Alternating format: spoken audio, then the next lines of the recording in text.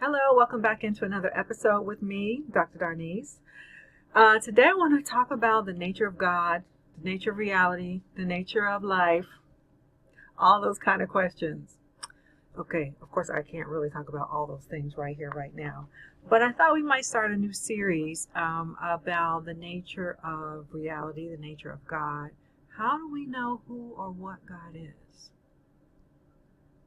I said something in a video, in a recent video, about God and Satan having this bet in the book of Job. So if you're familiar with the Hebrew and Christian scriptures from the book of Job, we have this story of God and Satan making a bet.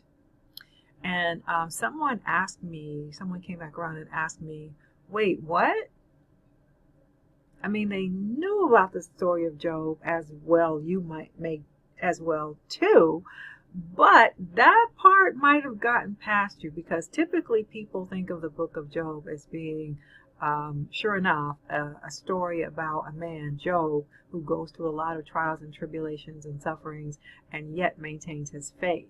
And so typically that book of the Bible is used in that way, right, to help people understand that the nature of suffering is something that is, universal to humanity and not necessarily something we can understand, and on and on and on. Different ministers and traditions use it in different ways. But that person was, I guess, really very much surprised to hear that the setup in the book of Job is that God and Satan are making a bet. Because what does that say about who God even is? So it got me to thinking that I might do this series about, what is God? What do we know about God? And not just from that, Jewish Christian tradition, but others as well. And so if I ask you that question, what do you know about God and how do you know it? A lot of people will say, well, because my Bible tells me God is the same, yesterday, today, and forever. They will quote scripture, right, that they're familiar with and say, this is how I know who God is, or I know from my own prayer practice and my own meditations or something. People may say, well, I feel like God is like this in my life. Okay, so those things are all valid, but I guess what I would like us to really think about is where we got these conceptions about God and who God is. And can we expand them? Because what we primarily have to know is God is beyond any definitions that we might give it, him, her, it. God is beyond any box that we might try to put God in. Even the word God itself is not really sufficient, but it's the word we use in English and German, really, God. It's the word we use to try to give a referent to this entity we say is not human, is maybe supernatural, is the creative entity, the reason that everything exists, the force in back of all forces, the prime mover, all of these things. So if you are, a philosopher, then, when you go about answering the questions, what's the meaning of life, then, you may not end up in the place of talking about a divine creator, a God figure. But because we're talking about religion here, theology here, in some cases, then I'm talking about this notion that there is a God, figure. And who or what is it? How are we to interact with it, if at all? Like, there are some Buddhists who are non-theistic Buddhists. So they don't even have a premise that there is a being who is in control of all of this. That's not even the premise of Buddhism. It's really about working out your own salvation, right? And having your best life and that you possibly can, and alleviating your own suffering and the suffering of those around you, of all sentient beings around you. Not because God told you so, but because it's your spiritual path. It's the right set of ethics to have to alleviate suffering. So, there are non-theistic Buddhists who will say that, well, I don't need a God in order to tell me what to do. And if you are following the African traditional religious path or spiritual path, then it might be that God is to be found or revered in natural forces. And so in looking at Ifa, for example, when we have the Orisha, then the Orisha are understood as the sort of personification of natural forces. And the different Orisha are connected to different aspects of nature, like Oshun and Yemaya with the waters, the sky, whatever aspect of nature, you have a god or an Orisha associated with it. And so when people who are of a Western persuasion look at the spiritual practices and understandings of indigenous people all over the world, they tend to look at those people and say, you don't have a real God. You worship nature. You worship the river. You don't worship the creator. You worship the created thing. And so, of course, people who are practicing African spiritual traditions or whatever indigenous all over the world will say, no, we're not confused. We are not worshiping the actual river or a mountain. We revere certain spaces as being sacred for whatever reasons, but we understand that there is a divine source or creator, God, if you will. So again, though, what do you know of? What can we ever know about God? Who is God? What is God? How do we interact with God? So back to this person's question about Job, the book of Job, and how it is that God is represented as someone who is making a bet with Satan, right? The arch enemy of humanity, in order to prove the faithfulness of this man Job, who really is an innocent pawn, is he not? Right? So if you're not familiar, I'm going to refer you, go and look up the book of Job in the Bible, or you can go online, BibleGateway.com in particular, BibleGateway.com, and just look at the book of Job. It is the beginning. Let's see, my Bible here. It is the beginning. It's the prologue. So it's chapter 1, it's the very beginning. It's the prologue in the sense that it's the setup for the story. Because what we know is Job is going to go through these trials and tribulations. Severe, right? Losing pretty much everything he has in values. We're told right from the beginning that Job is a faithful man. Job is a wealthy man. So for those of you who feel like people shouldn't have a lot of money, check the Bible. Job is a wealthy man. He has a lot of, livestock and whatnot. He has a lot of children as well. So he's a wealthy man. He's a faithful man. And yet, God and Satan are basically saying, and God starts it off, right? God says, hey, basically, what are you doing to Satan? And Satan is a title, I should say. Sorry, I just dropped a pen. The Satan, the adversary. We get used to saying things like Satan or Christ as if it's their name. No, the Satan, Hasatan. The adversary. So this being whose job it is to be adversarial, like a prosecuting attorney towards humanity. And God starts it off by saying, hey, what you up to? What you doing? And he's like, the Satan. It's basically like minding my business, wandering around, not up to nothing in particular. And God says, have you considered my servant Job? And Satan says, yeah, but what about him? And God is like, well, he's very faithful to me, and, because I'm great.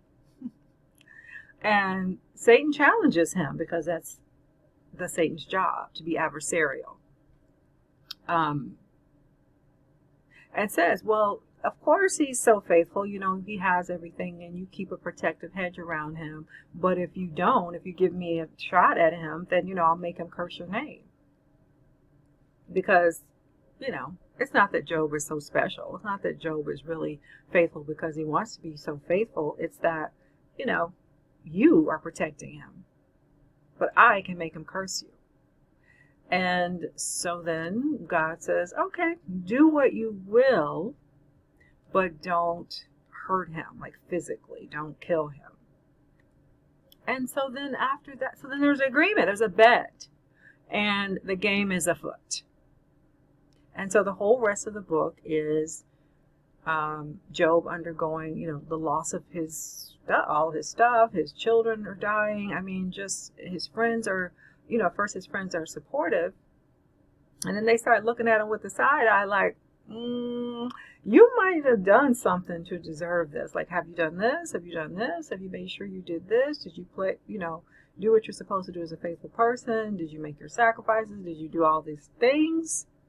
Because all these things couldn't be happening to you unless you deserve it. I mean, they came to that point. And, even his wife is like, you ought to just give up this thing. Give up your faith, really.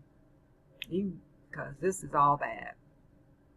And then, and Job has a moment with God, too, of basically saying, God, why me? Haven't I been faithful? Haven't I done everything I'm supposed to? Right? Which, of course, is us as humans. We go through things and we wonder why we're going through them and whatnot. So we see that in the book of Job. And basically, God says, who are you to ask? I'm God. But Job remains faithful in the end. And in the end, he gets all his stuff back and more, right? God blesses him with even more.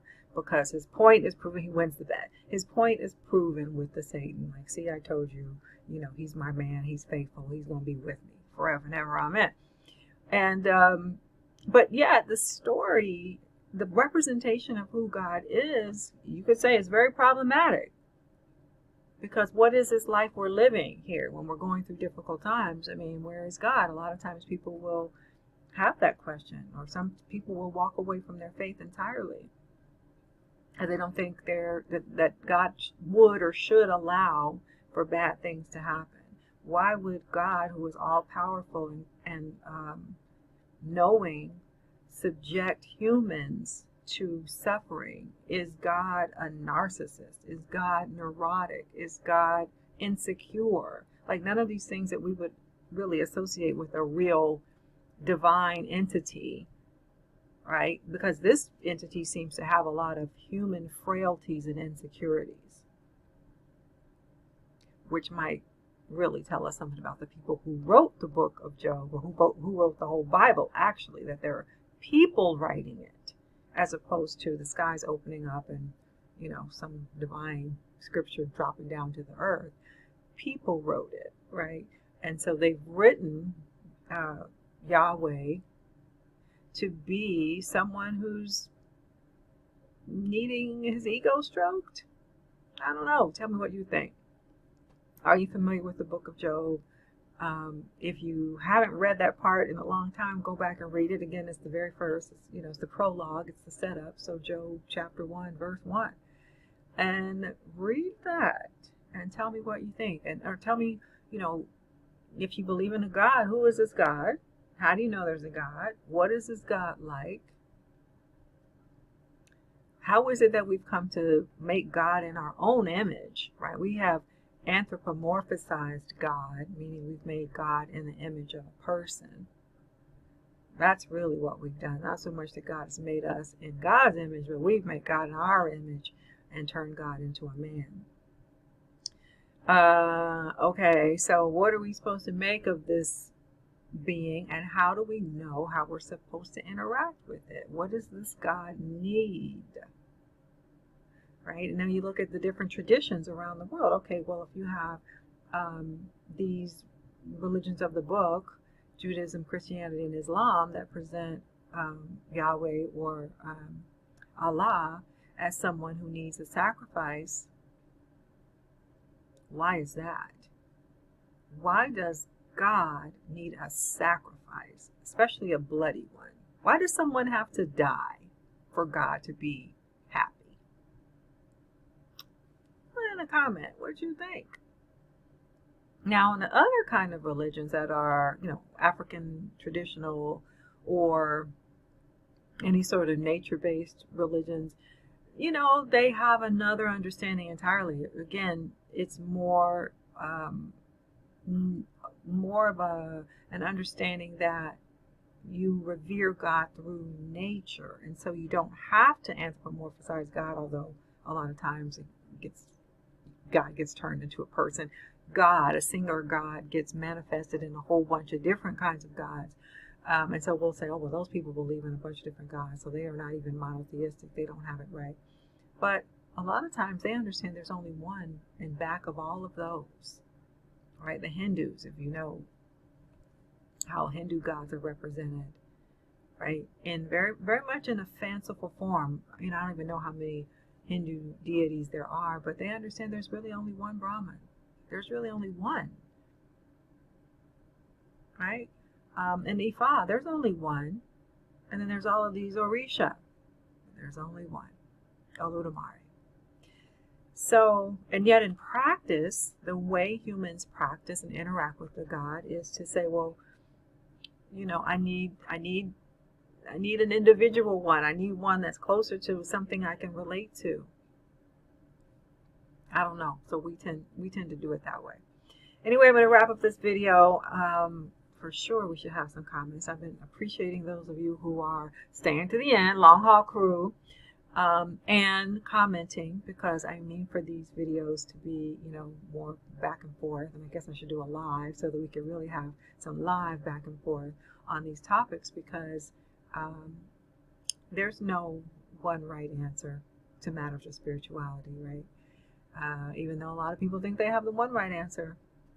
But I intend this to be conversation, and to know what you know, to know what you think, and where you've picked that up, and questions that you might have. So you can also include questions that you might have as well, for me to pick up next time or in another video. So I'm going to wrap it up. Thanks for joining, and that's all. Bye for now.